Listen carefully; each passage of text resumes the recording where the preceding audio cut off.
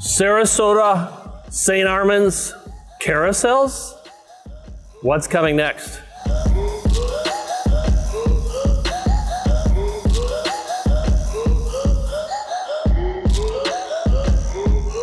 Hi everyone, my name is Mike Rennick. I'm the team lead, the senior broker of Team Rennick. We're part of that great Mangrove Realty Associates family. My guest today is Mr. Steve Reed. Hey, Steve, good welcome. morning. Good morning. Thank you for being here. Steve is the owner and publisher of the Longboat Key News and the Sarasota City News. Steve, we did a video just a little while ago about a mega hotel potentially coming to St. Armands. Now we're here to talk about a carousel or a merry-go-round. What the heck's going on? Well, we've had a few projects lately. I would have to say, I would almost view public property on St. Armands as sort of like the prom queen. Everybody wants a piece of her, wants to go out with her, wants to go on a date. Everybody and wants to get involved. And so Correct. You have tremendous amount of traffic. You have upscale residents and shoppers. You have St. Armands Circle, and as you know, it captures tens of thousands of people every week to come here. It does. So we had recently a proposal, remember, for a Morton's Market is what it was, and a boutique hotel in the Fillmore parking lot. Most recently, a merry-go-round at St. Armands Circle. The city owns the parkland. It's public, I guess you call it park property, green space in the middle of St. Armands. And it used to have a merry-go-round. When I first moved here 25 years ago, there was a little merry-go-round the city had out there. Until a few minutes ago before we started this video and you shared that, I never knew that. I didn't know that. Yeah. It was a city. The city had it and would come out at Christmas time, and kids would ride it. It was a lot of fun. We enjoyed it with our kids.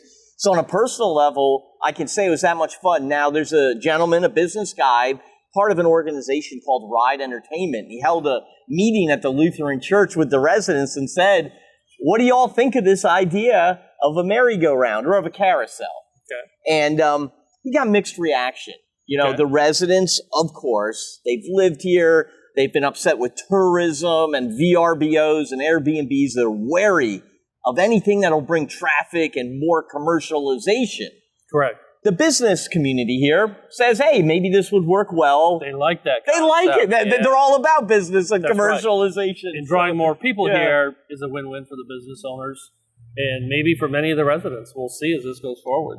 The Circle's always been a unique combination of sort of getting it right. Restaurants, retail, things for the tourists, things for the residents. Well, it's one of the few places Yeah. that you can come and park your car and you walk around to all the areas, all the shops and restaurants.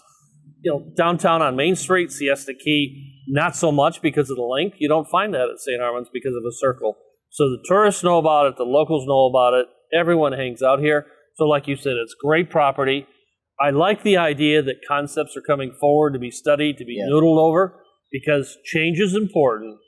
But even more importantly is controlled change. Does that make sense? Yeah, and I think opening these conversations, the city has a lot of land, it's public property. What does the community want to see there? We don't want to just be getting proposals without any vision of what we want to do with these spaces. And I think the city has a little bit of work to do. So this is all part of my promise to keep you up to date. What's happening in our area? What's the future going to look like so everyone can have a voice in this?